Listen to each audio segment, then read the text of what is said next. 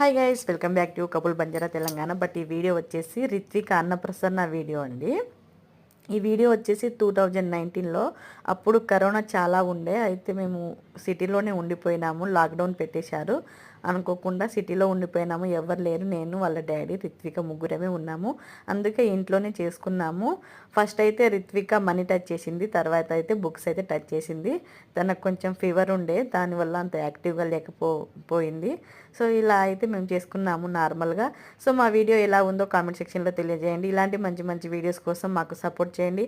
అలాగే ఎప్పుడు దాకా ఏదైనా సబ్స్క్రైబ్ చేసుకునే వాళ్ళు ఉంటే తప్పకుండా సబ్స్క్రైబ్ చేసుకోండి. ఇంకా వేరే వీడియోస్ అయితే మన దాంట్లో చాలా ఉన్నాయండి, పిల్లలవి పెద్దలవి చాలా ఉన్నాయి.